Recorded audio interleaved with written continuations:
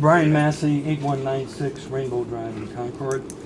The issue I have before the commissioners today are real estate taxes. Some time ago I did speak before the commissioners and made the statement that my analysis of the real estate taxes is that if we stay on this current path of increasing real estate taxes, we're going to price our seniors and those living on fixed incomes out of their homes. I have not changed my stance on that.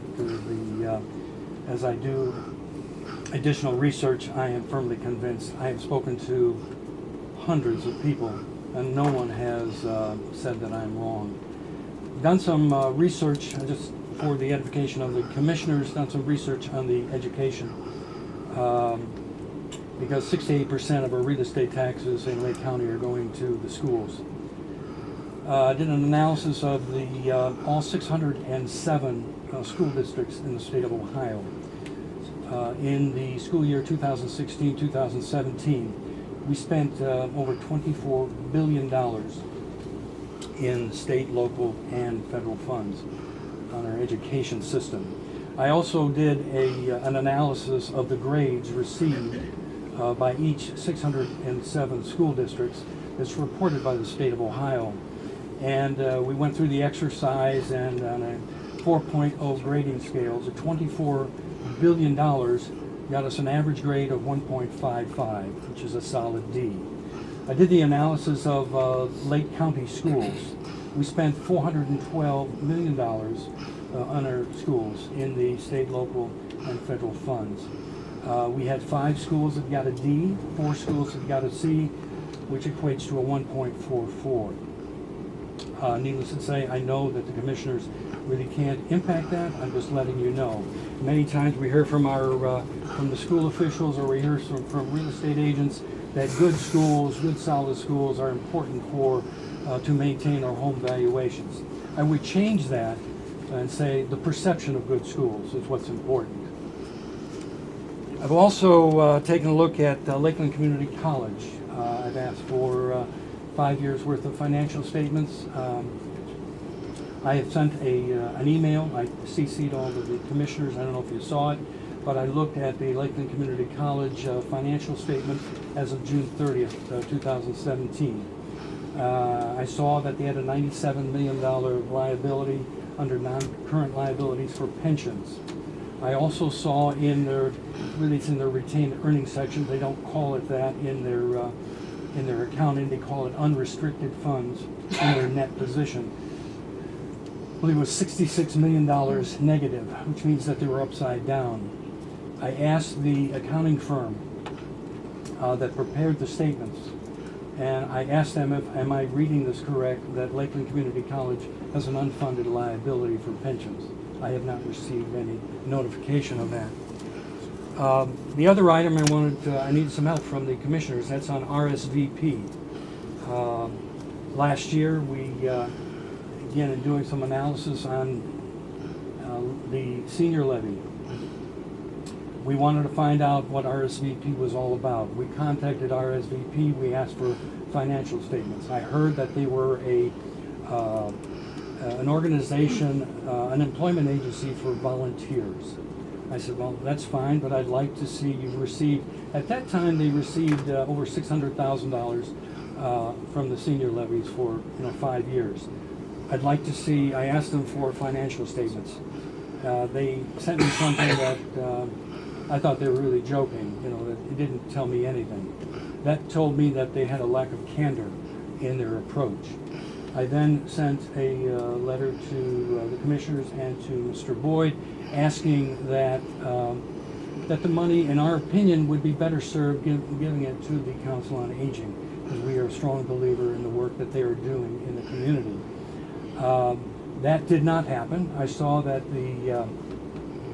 for 2018, the commissioners decided for some reason to give them an increase, give RSV an increase of $225,000. So when I added it all up, in 6 years, we've given RSVP almost $744,000, $750,000. I then sent another letter to Kristen Kane of RSVP, and I said, I would really like to see how the taxpayers' money has been spent. I did CC all of the commissioners on that. No hidden agenda. I'm just telling everybody what is happening. I asked the commissioners, do I have a right as a taxpayer to find out how that money is being spent? If I do, I'd like to see it. And will you help? I'm being stonewalled, I believe, by RSVP for some reason. I would like to see how they have spent $750,000 of taxpayers' money. Please tell me if I'm right or wrong. Well, real quick, the fiduciary agent, I'm looking for a finance director for RSVP is, will it be East Lake Schools? Yes. So there's a couple of layers here, and I believe our administrator has.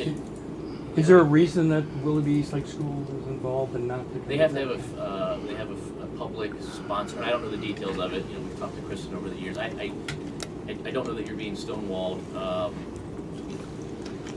from Kristen Kane, because she's a true champion in senior community. The senior levy funds that they've received over the years, beginning a few years ago, are reimbursement based. You know, we don't front load money to them or Joey's shop or senior center. They send you receipts? Yeah, they send us, it's for RSVP, and in this instance, it's the salary of, there's 2 or 3 people that work there to coordinate the hundreds of volunteers and the placements throughout the community. And so we have that sort of data on a reimbursement basis. So you could provide that, the accounting for the $750,000. Chairman. Sir. Well, I would think, in other words, and Kristen has talked to me, and I said, you get X amount of dollars from the commissioners every year, and it's strictly through a reimbursement thing and all that. She says, I have to file paperwork with the Board of Commissioners, right, to get my reimbursement, right? Yeah. So we should have those records, and basically all I think she's required to provide is this is how much money I got, and this is what it was spent on. Public records law does not require a massive work product to be developed here. And in terms of the value of that agency, I just want to say that they marshal hundreds of volunteers in this county for numerous, whether they're working at food pantries, whether they're working at when we have disaster situations over at Emergency Operating Center, getting a whole corps of volunteers there to deal with rumor control, answering phones, etc. Again, I think it's a question of, for about $125,000 a year, in my opinion, it leverages probably multiple times that in value in terms of coordinating. Getting these are seniors in many cases that may have been out there isolated, lonely. It's things like that. One of the problems we're trying to address, and I think the RSVP program gets a lot of these seniors involved in doing very productive things for improving the quality of life in this community. And so again, I certainly have no problem with the dollars that we have traditionally spent, the small amount for the administration of this program to marshal those volunteers that take place there. Are they doing anything else for the school, for example, or are they doing work strictly with the volunteers? The money being spent. If it's going through Willoughby East Lake Schools, or the schools getting I think they're basically using their particular facility there. They were at the old center in Willoughby, right. the old Union High School and all that, which and now they're up at the school for innovation up in Willoughby Hills. If I can have just the accounting for that, then Jason, and we'll let the citizens decide that. No Yeah, we started the reimbursement process, I don't know, 3-4 years ago, Leah? I can't remember. So we'll get you what we have, and that includes Council on Aging and Senior Center. So if someone comes to the Commissioner's office via Leah and they want to buy a piece of capital, a treadmill or Nautilus device, we require that they show an invoice for that, or a social work program. We get their payrolls and those sorts of things. So we are, as we've said, with the levy and even before the levy, the goal is transparency and accountability. Yeah, I look forward to working with you, Jason, on getting that information. I'm sorry. Go ahead. Well, Mr. Chairman, I just want to say, just on a couple other things. I mean, just to put everything in perspective in terms of property taxation, the Ohio Constitution allows for 10 inside mills, 10 inside mills that are not subject to a vote of the people. As I've said before, in this county, we have the lowest inside mills because we only collect 8.9. The commissioners have foregone 1.1 mills. Anything over and above the 10 mills has to be approved by the voters. I agree. And granted, I don't disagree with you that 2/3 of the money is going to school districts, but I mean, the voters weigh in and approve those. I completely agree, but also the use of real estate taxes for funding of the schools has been deemed unconstitutional through that, as you well know. That, as you know, that hasn't been resolved. Understand, it's been Declaring it is one thing. It's been put Dealing back with it on is the backs of the legislators. So we're trying to figure out. Again, everybody's worried about the seniors, and we are worried about the seniors, and we're worried about these real estate taxes. Well, that brings up my question to you, Mr. Massey, is Yes. I don't know to what extent your group is involved in trying to help keep Perry operating. But I would submit to you that if your concern is right about real estate tax burdens on the aging population in this county, the biggest hit would come from the closure of Perry. Yeah, I have asked the auditor. I agree completely, I think Commissioner. that people just don't understand. People think it's just Perry, and No, there's a tax- ripple effect to the whole county. Absolutely. So, if you want to save hundreds and hundreds of dollars a month or a year in property taxes, that could happen in the future. I would Get look behind forward to keeping working Perry with you open. to try to get that information out into Good, the community. good. Okay. Thank you very That's all, much. Mr. President. Sir. Yeah, and one other issue, okay, I would suggest on the Lakeland Community College issue that maybe you contact Auditor of State, Mr. Yost, because Mr. Matus and I attended a meeting years ago, because what the state said is we are now going to use the latest update of generally accepted accounting principles called GASB and all that, and every public entity is going to have to show their pension liabilities, etc. Now, our argument was, now wait a minute, we are all part of a public employee pension system, whether it's PERS, whether it's state teachers retirement system, whether it's police and fire, whether it's school employees retirement system. We do not in any way, shape, or form determine the amount of benefits that are paid out there. We do not in any way, shape, or form determine the contribution rate from the employer and the employee to underwrite or to sustain that particular pension system. And our argument was, why do we have to include that as a pension liability? I mean, what's going to happen if somebody comes in there and says, you have a pension liability of a negative $20 million and all that, and they say, so we're going to downgrade your bond rating or something like that, when we have no control over why we have that liability. We don't control we cannot reduce benefits, we cannot increase contribution rates to rectify that, and Mr. Yost says, oh, don't worry about that, because we're not going to count that against you and all that. Well, then they come out with their reporting requirements, the latest set of reporting requirements, and where we had got 17 out of 17 green positives the last time they did it. Now we get 2 cautions because of pension liabilities, which we have no control over. So it's just, it really, basically, this has nothing to do with the fiscal stability of Lakeland one way or the other, because all of the pension responsibilities are borne by the state public employee retirement systems. I disagree a little slightly in that note 10 of the financial statement. You may want to read that again when they're saying it's absolutely the responsibility of the school. Well, what could they do about it, Mr. Massey? They cannot increase contribution. What I don't want them They to cannot decrease benefit levels. what I don't want them doing is coming back to the taxpayer and say, hey, we need some money to cover this pension.